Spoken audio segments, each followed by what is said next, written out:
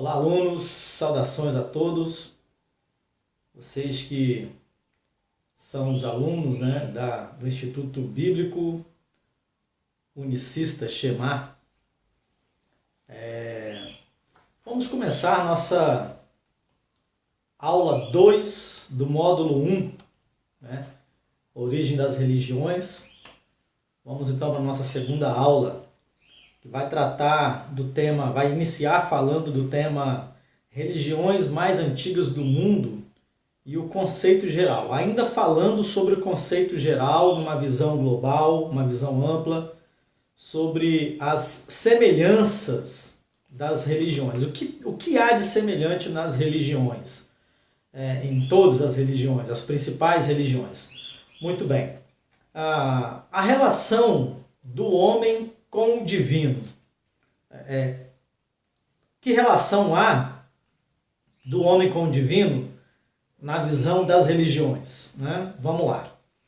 No Islã, por exemplo, e no judaísmo, o homem cumpre suas obrigações religiosas se submetendo aos mandamentos de Deus. Nas religiões africanas e indianas, seguindo as regras tribais estabelecidas pelos ancestrais. E na religião chinesa, ou nas religiões chinesas, alcançando uma harmonia ou uma consonância com as forças básicas da existência, Yin e Yang. Em certas religiões, sobretudo na Índia, um dos objetivos é atingir a união com a divindade. Nesse ponto de vista aqui das religiões da Índia, atingir a união com a divindade é se tornar um com Deus, ou com o ser divino. É alcançar um nível de espiritualidade tão profundo a ponto de se fundir com o ser maior, com o eterno, com a força maior que gera toda a vida, que gera todas as coisas. Então é se tornar um com Deus. Chega-se ao ponto do camarada dizer que Deus está nele, que ele está em Deus, a ponto de ele se sentir o divino. Voltando um pouquinho aqui no Islã e no judaísmo, observa que o ponto de vista dessas religiões é que o contato com o divino, a relação do homem com o divino, está baseado na obediência às leis de Deus. Tanto o Islã pensa assim, quanto o judaísmo pensa assim, ou vice-versa, o judaísmo e o Islã. Então, o relacionamento deles com o Deus que eles adoram está vinculado na obediência às leis desse Deus. Na contramão disso, a gente entende que se não há obediência às leis de Deus, então não há relacionamento.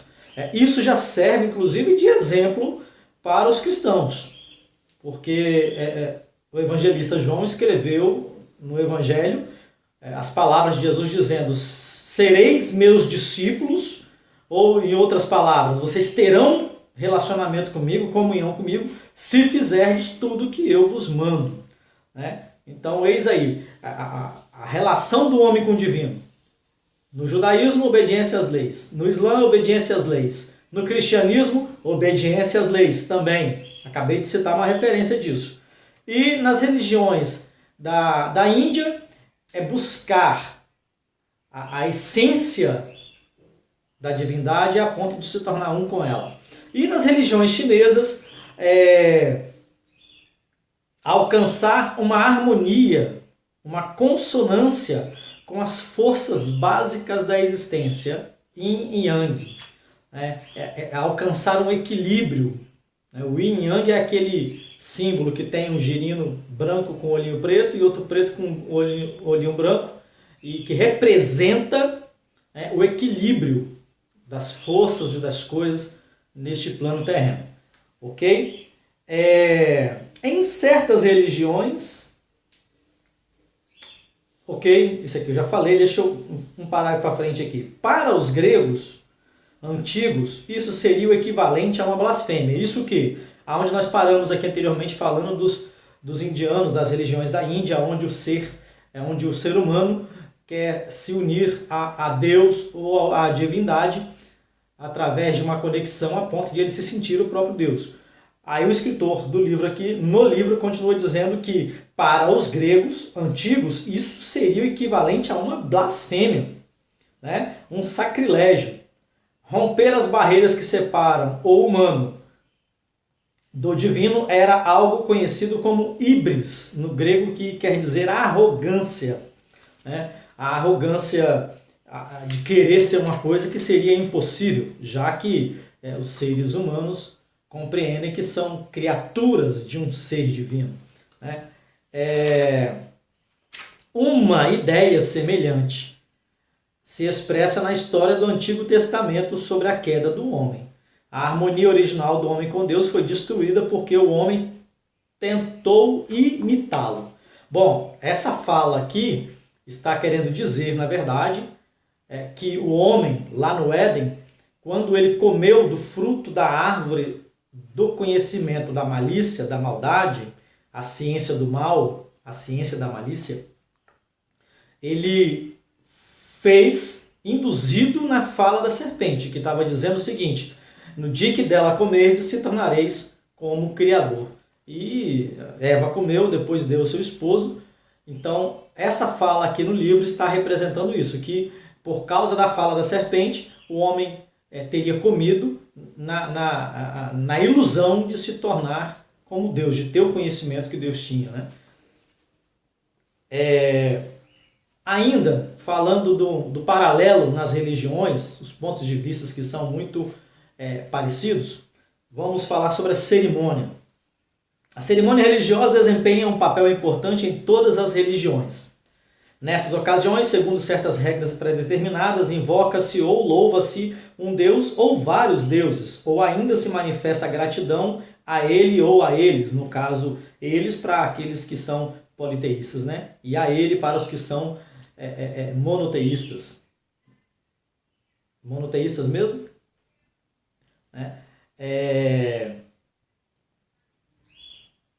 Vamos lá. Tais cerimônias religiosas ou ritos tendem a seguir um padrão bem distinto ou um ritual. O conjunto de cerimônias religiosas de uma religião é conhecido como culto ou liturgia. A palavra culto, do verbo latino colere, que quer dizer cultivar. Ok? É interessante isso aqui. No latim, colere, mas quer dizer cultivar. Vamos tentar entender isso. Que relação é essa do culto com a palavra cultivar? Bom, cultivar é uma palavra usada para um agricultor que tem um relacionamento íntimo com a terra. Ele trabalha a terra, ele prepara a terra, ele coloca a semente na terra e espera dela, agora que ela faça com que a semente cresça, reproduza, dê alimentos para que ele possa se alimentar. A isso denomina-se relacionamento, né? Então, colere e cultivar aponta para um relacionamento que não é um relacionamento fácil, é um relacionamento duradouro, que leva tempo para ser construído e que é gerado, que é movido por expectativa. O homem trabalha a terra na expectativa de que a terra reproduza para que ele se alimente. E a terra, por si só, poderíamos dizer que ela também tem uma expectativa acerca do trabalhador, que é cuidar dela. Uma verdade sobre isso está fundamentada na ideia de quando Deus dá para o povo de Israel a lei do ano sabático, em que 6 anos eles trabalhariam a terra, mas o 7º ano deveria a terra descansar. Então é isso que a terra espera do agricultor, que ele trabalhe, mas que ele respeite também o seu tempo de descanso para que ela possa voltar a reproduzir, a produzir e reproduzir. Enfim, ok, o culto promove o contato com o sagrado e por isso costuma ser realizado em lugares sagrados, né? Templos, mesquitas, igrejas, enfim, nos quais há também objetos sagrados, né? Altares, enfim. As pessoas que lideram o culto religioso também podem ser sagradas, ou pelo menos especialmente consagradas para esse fim, para esse trabalho. Rapidamente aqui, se o culto promove o contato com o sagrado,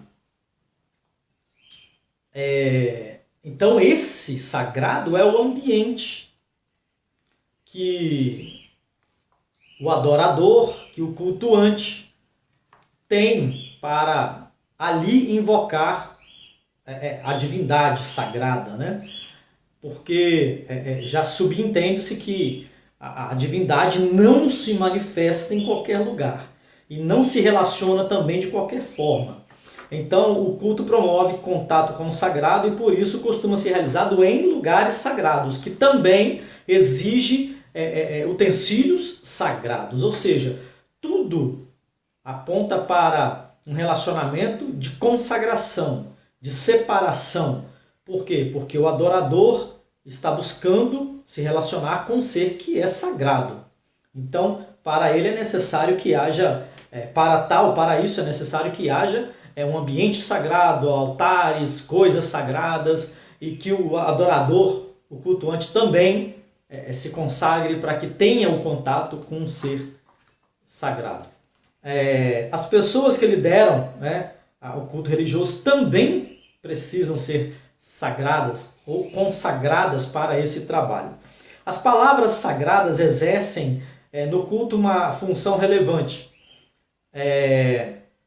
Orações, invocações, trechos de textos sagrados e muitas vezes associados a ritos específicos, enfim. Antes de olharmos mais de perto os diferentes ritos e outras coisas, falaremos um pouco sobre a magia, que também é uma forma de culto, porém existe uma diferença muito grande do culto que estávamos falando até agora, do culto magia. Como está sendo abordado aqui, a gente vai falar um pouquinho sobre isso, sobre essa diferença.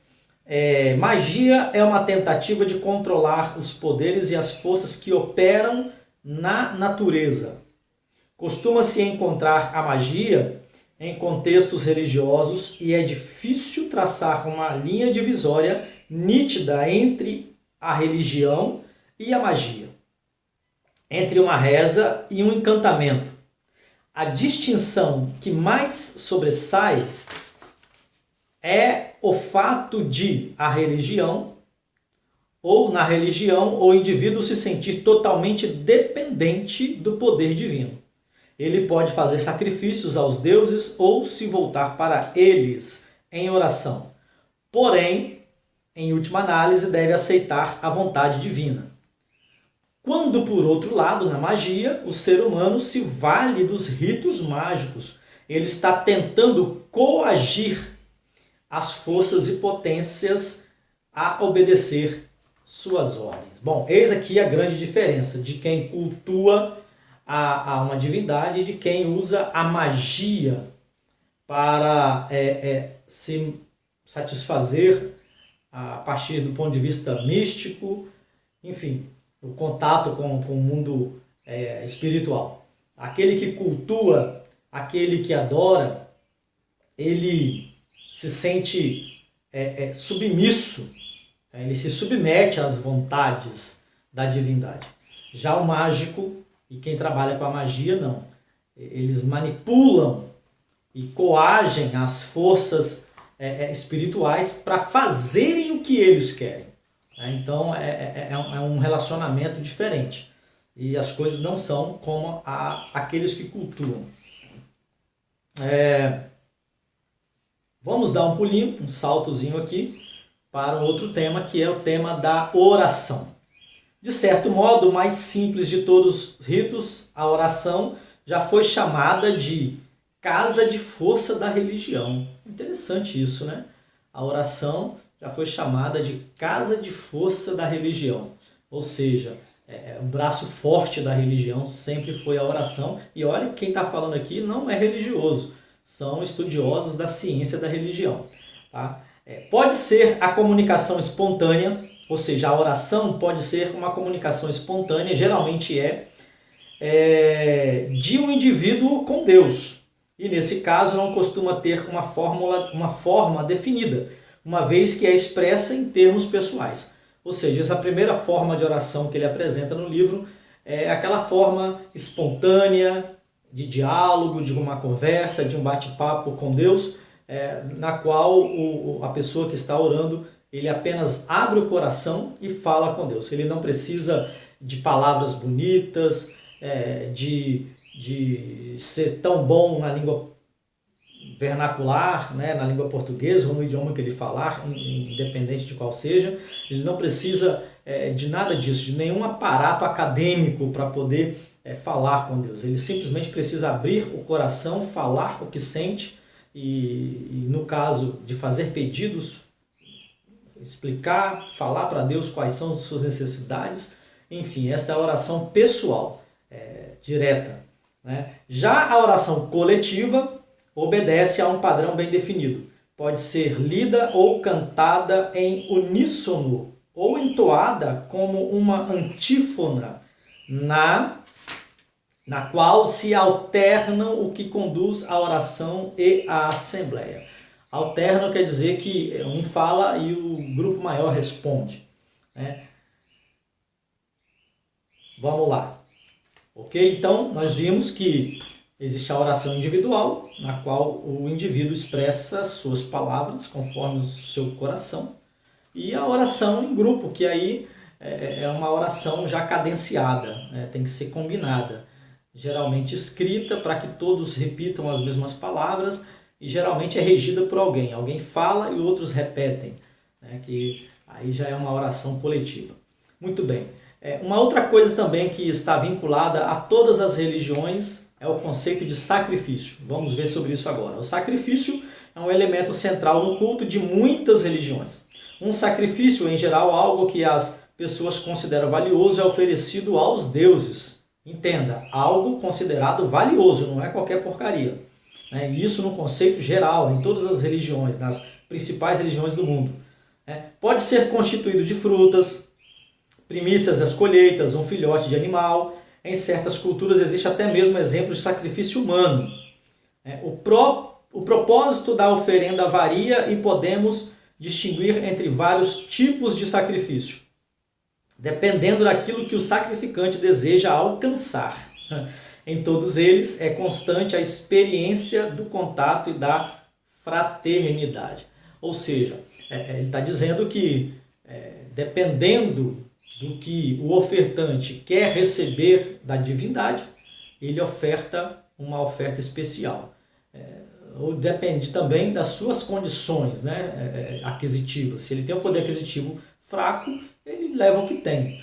Agora, se ele tem um poder aquisitivo elevado, ele leva também uma oferta exuberante, né, e de acordo com o pedido que ele quer fazer, porque a oferta deve agradar à altura. Ok? Diferente da oferta sacrifício aqui, vamos falar agora só da oferenda.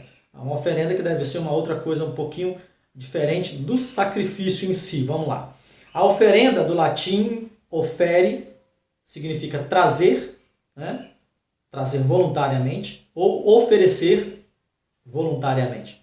É o tipo mais comum de sacrifício e provavelmente o mais antigo de todos. Oferece-se um presente aos deuses e se espera outro em troca. Então é uma relação de troca, né? O intuito do sacrifício se expressa na frase latina do ut des, ou seja, dou para que tu me retribuas o presente. É uma frase latina, ut des, que significa dou para que tu me retribuas o presente. Então a oferenda é um presente, mas é uma relação de troca. Eu dou, mas o Deus também a quem estou oferecendo deve já de imediato me devolver alguma coisa. Uma oferenda de agradecimento deve ser vista no mesmo contexto. E uma retribuição a algo que os deuses proporcionaram, talvez algo pedido anteriormente. À primeira vista, isso pode parecer uma forma de barganha, mas devemos considerar o contexto também. O ato de dar e receber presentes implica um tipo de associação. Quem dá e quem recebe ficam unidos. E o objetivo das oferendas é também, em parte, alcançar uma comunhão com os deuses. Bom, muito bem, né? À medida que a gente vai lendo, a gente vai compreendendo de forma mais ampla. Inicialmente fica parecendo uma relação de troca, mas também, dependendo do contexto, como foi explicado e lido aqui no livro, parte muito do ponto de vista, depende do ponto de vista, e pode ser que esteja sendo visto como um vínculo para uma aproximação maior. O ato de trocar presentes também, nas culturas antigas, representa a ideia de atrelar uma amizade, de se unir a alguém em amizade, trocando presentes, e os presentes representam exatamente a afinidade um do outro, né? Eu tenho afinidade para com você e você tem afinidade para comigo, trocamos presentes e ficamos mais íntimos, mais amigos, e com isso a relação de troca acaba se tornando uma relação de afinidades também. Interessante isso. Sacrifícios de alimentos. O motivo principal para o sacrifício de um alimento é alcançar uma comunhão. Olha que interessante. Uma comunhão com os deuses. Quase sempre se trata de uma oferenda animal, que depois é comida pelos sacrificantes. Em regra, o sacrifício é oferecido aos deuses, mas pode acontecer de a oferenda representar o próprio Deus. Depende da cultura e da religião. Nesses casos, parte do poder desse Deus é transmitida àquele que come a oferenda. Tirando esse ponto de vista aqui, de parte da oferenda que se come representando o próprio Deus, o indivíduo come como se estivesse comendo aquele animal, como se fosse um pedaço do Deus a qual ele está adorando, que a gente acabou de ler. Pode acontecer de a oferenda representar o próprio Deus, nesse caso, ou nesses casos, parte do poder desse Deus é transmitida àquele que come a oferenda. Sim, essa ideia aqui é o seguinte, é que quando se oferece esse sacrifício de alimento, seja um animal, seja um alimento, comida, enfim, cereais e tal, mas principalmente um animal. Qual era a crença dentro desse conceito que acabamos de ler? A crença é que ao apresentar esse animal a essa divindade, a divindade põe sobre o animal um poder, um pouco do seu poder é transferido para esse animal de forma simbólica.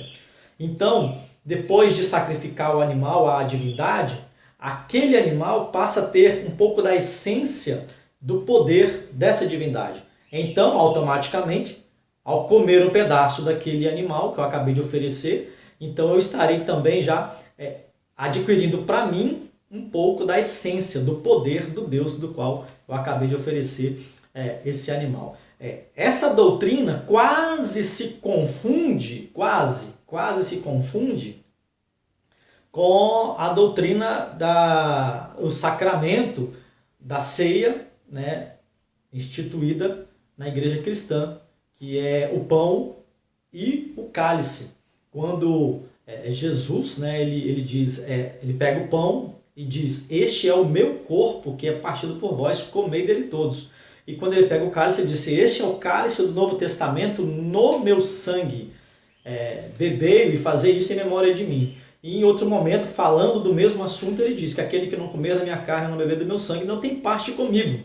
Olha aí, né? A doutrina aparecendo aí é bastante semelhante, e a pouca diferença é que para quem crê nessa instituição do pão, da ceia, nessa liturgia aí, nesse sacramento, a diferença é que quem come não pensa que está se tornando um semideus, né?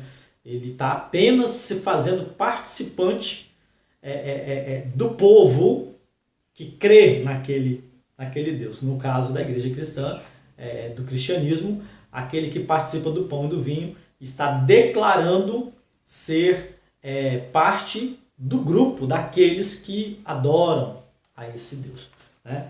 Ok? Sacrifícios de expiação. Vamos lá. Se um indivíduo cometeu um crime contra os deuses e despertou sua ira, deve ser punido.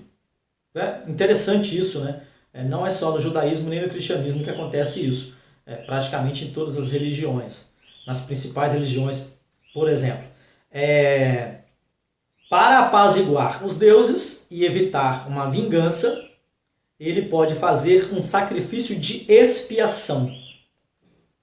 A oferenda, por exemplo, um animal sacrificial, substitui o culpado e é punida no lugar dele. Bom, essa doutrina aqui se aplica 100% no judaísmo e no cristianismo, né? Que são as duas religiões que a gente mais conhece, que a gente mais tem estudado. O judaísmo, está muito claro isso na Torá, está muito claro lá no livro de Levíticos, né? E não precisa nem falar muito, porque é só estudar um pouquinho o livro de Levítico, você já percebe toda essa situação. O cordeiro pascal que morre no lugar das pessoas, e aquele que crê no cordeiro é salvo, tem os seus pecados expiados, né? No Antigo Testamento, inclusive, o pecado não era apagado. A ira, a manifestação do juízo era bloqueada através da morte do cordeiro pascal. Agora, o que o cristianismo ensina? Que a morte de Jesus, que é o Cordeiro de Deus, ele não só aplaca a ira, a manifestação do juízo imediato, como também apaga os pecados de todo aquele que nele crê e o recebe como tal, né? Como Cordeiro de Deus, como Filho de Deus. Enfim, ok? Ritos de passagem. Os ritos de passagem se associam às grandes mudanças na condição do indivíduo, né? Que faz parte de uma comunidade que tem uma profissão de fé, que tem uma religião. As principais transições marcadas por esses ritos são o nascimento, a entrada na idade adulta, o casamento e a morte. Praticamente todas as religiões têm esses ritos de passagem, né? E são 4 estágios: o nascimento, a entrada na idade adulta, o casamento, que é um ritual bem específico, e depois a morte, que também é um ritual específico. Ok? Vamos falar um pouquinho aqui na página 54, nascimento e morte, que são muito importantes, né? Dos 4 temas, esses 2 aqui são muito importantes. Vamos enfatizar um pouquinho. Nascimento e morte é um recém-nascido, está fisicamente vivo, mas em muitas culturas só é aceito pela família e pela comunidade depois de passar por certas cerimônias. A cerimônia pode consistir num único ato, como batismo, né, no caso da Igreja Católica, a circuncisão, no caso do judaísmo, ou a atribuição do nome, no caso de outras culturas, né? Então, eis aí, rito de passagem do nascimento. Mesmo a criança já tendo nascido, ela é considerada a partir do dia em que ela passa por um desses processos, dependendo da cultura. No caso da Igreja Católica, inclusive eu me lembro disso quando eu era criança, eu via muito isso, só era considerado depois que passava pelo batismo e recebia uma certidão chamada batistelo. Aí a criança também já podia ser registrada e já recebia um nome, e ali mesmo o padre já às vezes fazia tudo numa cerimônia só. A circuncisão ao 8º dia de nascido, que é na cultura judaica, o menino, o garotinho, todo filho que nascia, o macho, era levado ao rabino, ou ao templo, ou à sinagoga, enfim, o líder religioso da comunidade fazia a circuncisão daquela criança, do menino, ao 8º dia de nascido. E também uma forma de batismo que é dar nome, né? Então uma criança, no conceito mais simples, mais comum nas culturas religiosas, a criança quando nasce só se torna ser humano de verdade, só é considerada nascida de verdade a partir do momento que ela recebe o nome, né? Até porque o nome é a identidade, né? Sem nome a pessoa, nem ela sabe que ela existe, porque ela não tem um nome, né? Ok? Então vamos lá. Vamos dar um salto para a gente ganhar tempo. Ritos de puberdade, que também é muito interessante. Vamos lá. A puberdade indica a transição da infância para a idade adulta, né? Do menino para o homem, da menina para a mulher. ser sexualmente maduro, porém, nem sempre basta para garantir ao indivíduo o pleno status de membro da sociedade. A confirmação ou crisma, que é de origem religiosa, muitas vezes é considerada no mundo ocidental uma iniciação da idade adulta. Muito bem, eu quero ressaltar aqui o rito de puberdade no judaísmo, que acontece para a menina com 12 anos de idade e para o menino com 13. Muito bem, então já vale a pena aqui esclarecer que tem um texto no Novo Testamento, se não me falha a memória, no livro de Lucas, no Evangelho escrito por Lucas, que fala que Jesus foi encontrado no templo aos 12 anos de idade. José e Maria perderam ele quando procuraram, com 3 dias depois encontraram ele no templo. Aos 12 anos ele estava ensinando os rabinos. Alguma coisa aconteceu aí nesse escrito. Ou quem traduziu de forma equivocada, ou Lucas, quando pegou a informação também, não teve as informações corretas na época em que ele escreveu. Das duas, uma. Porque essa tradição do menino ser levado ao templo ou a uma grande sinagoga para ser avaliado pelos rabinos com 13 anos de idade, essa cultura é muito antiga, muito antes de Cristo, né? Então, ali naquele momento em que Jesus é encontrado, ele está com 13 anos de idade, não com 12 como escreveu Lucas, ok? 12 anos é o período em que a menina vai passar por esse rito de puberdade. Conhecido na língua hebraica, a passagem do menino é bar mitzvah. Bar é uma palavra aramaica, quer dizer filho, mitzvah, mandamento. Então, bar mitzvah, que é o rito de passagem do menino, quer dizer filho do mandamento. Ele é levado ao templo, à sinagoga, diante dos rabinos, dos sábios da sua comunidade. Eles fazem ali vários testes de conhecimento da Torá e o menino tem que responder. E no caso de Jesus, como disse Lucas, ele respondeu tudo que já tinha que responder, já estava agora ele fazendo perguntas e os mestres não estavam conseguindo responder. Por isso que alguém disse que Jesus estava lá ensinando já, né? Estava lá deixando os sábios de boca aberta, pasmos com o conhecimento daquele menino. Ok? Então, esse é o rito de passagem para o menino judeu. No caso da menina, que acontece aos 12 anos de idade, a nomenclatura tem uma mínima diferença. Enquanto para o menino é bar mitzvah, para a menina é bat mitzvah. B-A-T, bat. Para o menino, bar, com som de R no final. E para a menina, bat mitzvah. Significa filha do mandamento. Enquanto bar é filho, bat é filha. Mitzvah, mandamento. Então a menina passa por esse rito, que é muito semelhante ao do menino também, lá responde perguntas acerca da Torá, conhecimento, e a partir daquele momento é considerado responsável pelos seus próprios atos diante da comunidade religiosa. Ok? Boa reflexão, né? Muito bom. Vamos lá, vamos dar um salto à frente aí para a gente ganhar tempo. Essa aula não vai ser muito extensa.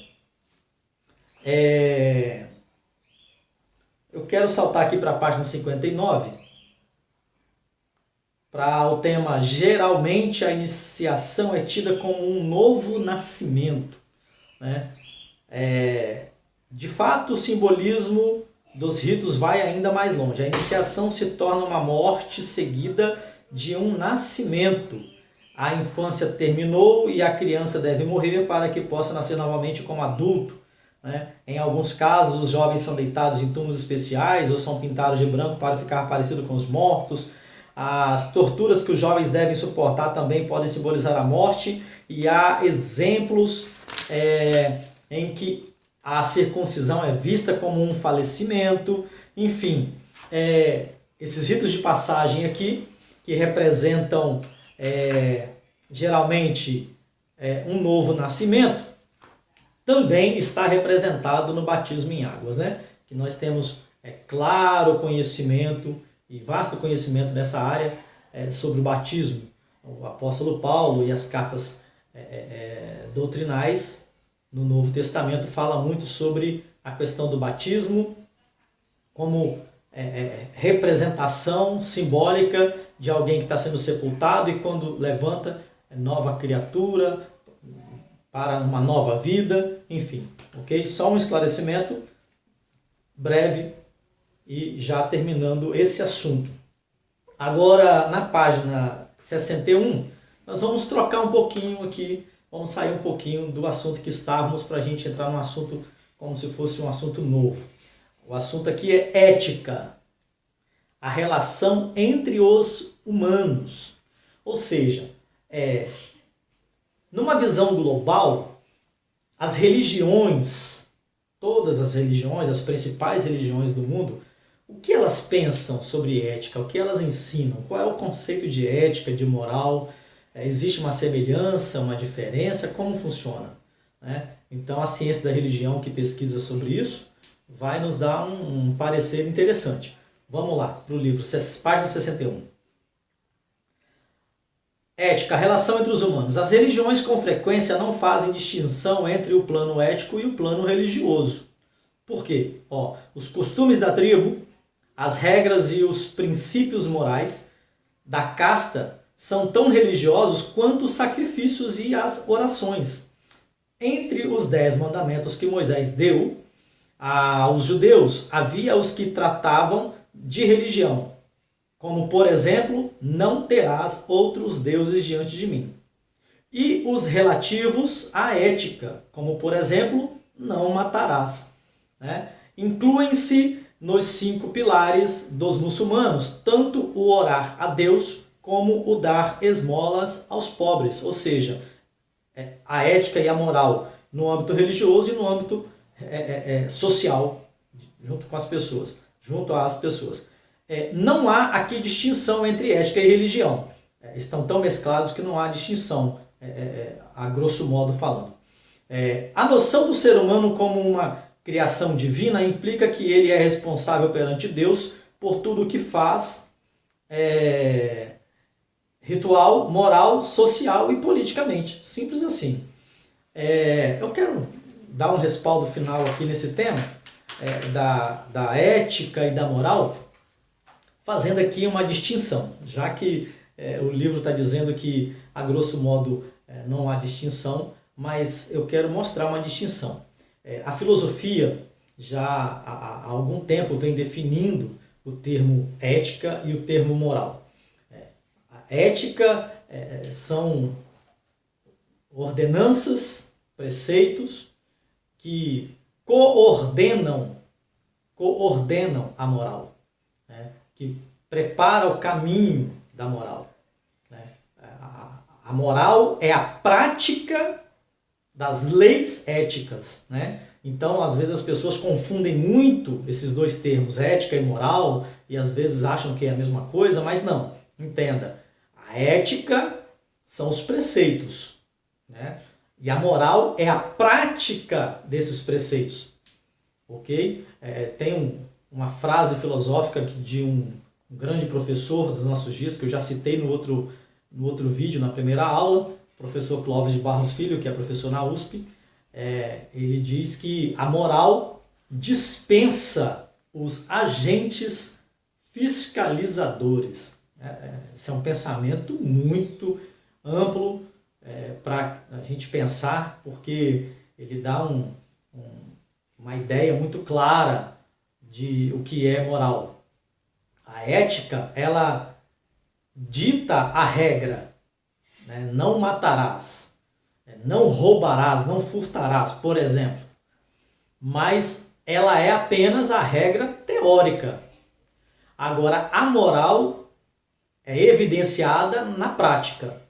Quando você pratica, você está sendo ético e moral ao mesmo tempo. Ético por quê? Porque você está fazendo uso do preceito ético, mas está colocando em prática, e a prática disso é moral. Agora, quando o professor Clóvis fala que a moral dispensa os agentes fiscalizadores, é interessante pensar nisso aí, porque quem vive na moral não precisa que tenha alguém vigiando ele para ele não fazer alguma coisa errada. Na verdade, quem vive na moral não precisa, trazendo para o nosso âmbito religioso, Quem vive na moral não precisa que o pastor fique vigiando o Facebook dele, o Instagram dele, o WhatsApp dele. Não precisa que fique vigiando a turminha que está indo para o shopping, se está indo fazer coisas erradas. Não, quem vive na moral, ele é o seu próprio agente fiscalizador. Ele diz para ele mesmo, não, eu não vou fazer isso, eu não faço isso porque eu não me permito fazer. Porque a minha moral não permite e eu não faço. Ou seja, ele dispensa qualquer agente fiscalizador da vida dele. Mas não dispensa a ética, porque a ética rege a moral, as práticas morais das quais ele vive. Ok? Interessante? Muito bom. Nós temos ainda aqui mais um tema para a gente já partir para o final, na página 63, que é a organização. Um aspecto importante em todas as religiões é a irmandade entre seus seguidores. A irmandade, o grupo de pessoas que têm afinidades, que andam juntos e que cultuam e que estão sempre juntos, enfim, a irmandade. Que pensam todos em conformidade, concordam com as leis, com os regulamentos e que estão de comum acordo naquele grupo, enfim. Formam-se tipos específicos de comunidades regulamentadas e são nomeados representantes para dirigir o culto religioso. No caso dos povos tribais, existe pouca ou até mesmo inexiste divisão funcional especificamente religiosa. A tribo constitui uma estrutura social, política e religiosa. E com frequência o próprio chefe é o sacerdote. Contudo, há sociedades sagradas das quais só podem participar pessoas selecionadas e, em geral, homens. Ok, vamos dar um salto aqui às organizações religiosas e vamos já partir aqui para a página 66. A página 66 vai falar de um assunto que para mim é muito interessante, sobre a experiência religiosa. E eu nem vou ler aqui sobre a experiência, porque você tem um livro, você pode ler. Eu quero só contar uma experiência rápida sobre o assunto experiência, no âmbito religioso. Há pouco tempo atrás, um jovem perguntou para mim, me disse o seguinte: a gente estava conversando e eu expondo para ele alguns conhecimentos bíblicos e ele percebeu o meu nível de conhecimento e automaticamente ele fez alguma assimilação com as pessoas que ele conhece e concluiu que eu tinha um conhecimento um pouco elevado dentro da comparação dele. E ele perguntou para mim: Pastor Gilberto, como você tendo esse conhecimento, você não desvia? Falei: como assim? Não, é porque a gente ouve falar de pessoas que quando começam a estudar muito, ficam ateus, outros desviam, abandonam a fé e tal. Aí eu disse para ele: existe um único segredo que eu descobri até hoje, pelo qual vai te permitir estudar o quanto você quiser sem abandonar a sua fé. E ele ficou ansioso, querendo saber, e a resposta foi exatamente essa. A única coisa que vai te capacitar a estudar o que você quiser estudar, a quantidade que você quiser estudar sobre religião, enfim, e não desviar da sua fé, não abrir mão da sua fé, é a experiência que você tem com Deus que você adora. Porque conhecer qualquer que seja o ponto de vista religioso ou a divindade que você quiser estudar, conhecer teoricamente não fundamenta a sua fé e não te fortalece na sua expressão de fé e nas suas convicções. Então, o que fortalece as suas convicções de fé são as experiências que você tem e que você deve buscar, se você ainda não tem, com o Deus que você adora. Ok? Já só para a gente resumir aí. Tem um assunto aqui, já na página 67, um outro assunto que é misticismo, a experiência mística. A primeira experiência da qual eu falei é uma experiência concreta. Eu não tenho tempo aqui, porque o tempo já está terminando aqui para a gente, da nossa aula, mas a primeira experiência que eu falei, você vai perceber que ela é diferente dessa que a gente vai falar agora. que essa segunda aqui é a experiência mística. A experiência mística pode ser caracterizada resumidamente como uma sensação direta de ser um só com Deus ou com o Espírito do Universo. Muito bem, essa experiência mística aqui, voltamos lá atrás nas religiões da Índia. Né? E lá nas religiões da Índia é que eles acreditam alcançar um nível de espiritualidade e também de experiências místicas a ponto de se tornarem um só com Deus. Não é o caso da experiência que eu acabei de citar, da qual nós devemos buscar. Experiência que eu me referi fala de experiência de relacionamento com Deus e não de se tornar um Deus, ok? Para ficar bem definido para a gente entender. Muito bem. Vamos encerrar então falando agora rapidamente sobre os tipos de religião a partir da página 74, rapidamente para a gente entender. Tipo de religião, religiões e tipos de sociedade. As ciências da religião tentam dividir as religiões em 3 categorias, que de certa forma coincidem com 3 tipos distintos de sociedade. Então, rapidamente, vamos lá. Religiões primais. Isso aqui é de extrema importância na ciência da religião e para a gente também, que a gente que está começando agora nessa nova caminhada de conhecimento, é de extrema importância você ter esse conhecimento. O que são religiões primais? São aquelas que os estudiosos costumavam chamar de religiões primitivas, né? E que se encontram em culturas ágrafas entre os povos tribais da África, Ásia, América do Norte e do Sul e na Polinésia. A marca mais característica dessas religiões é a crença numa miríade de forças, deuses e espíritos que controlam a vida cotidiana. O culto aos antepassados e os ritos de passagem desempenham um papel importantíssimo nessas religiões primais. A comunidade religiosa não se separa da vida social, ou seja, a vida social e religiosa são tão mescladas que são inseparáveis, não dá para separar uma coisa da outra. Fazem um só corpo. A vida social e a vida religiosa é uma só coisa. E o sacerdócio normalmente é sinônimo de liderança política e também da tribo e da religião. Ok? Vamos lá. Segundo grupo, religiões nacionais. Estas incluem grande número de religiões históricas que não são mais praticadas. Exemplo, religiões germânicas, gregas, egípcias e assírio-babilônicas. Olha os exemplos aí. Guarda bem, pode cair na prova no final depois para você responder. Ok? As religiões nacionais incluem grandes números de religiões históricas que não são mais praticadas. Já caíram em desuso. Como a germânica, dos vikings, por exemplo, grega, culturas gregas, religiões gregas, as egípcias e as assírio-babilônicas, ok? Hoje podemos encontrar vestígios delas, por exemplo, no shintoísmo japonês, mas são apenas vestígios, ok? Vamos dar mais um salto para as religiões mundiais e já estaremos encerrando.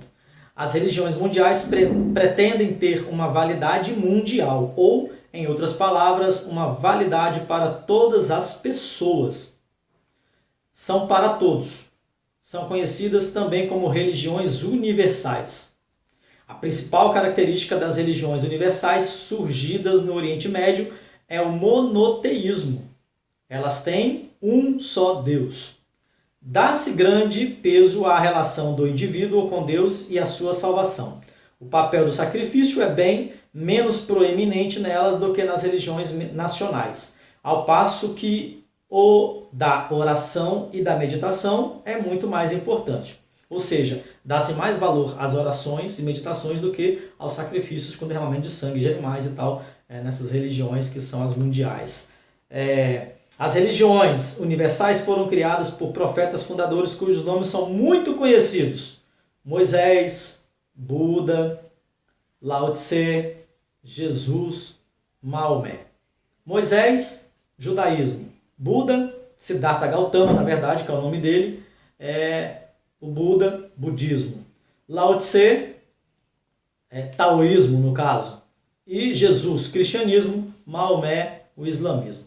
Ok? Essas são as religiões mundiais, são as maiores, conhecidas e vividas e praticadas por milhares de pessoas no Brasil e no mundo. Ok? Espero que vocês tenham aprendido, tenham entendido melhor o contexto do a segunda lição. E um abraço forte, até a próxima aula. Tchau, tchau.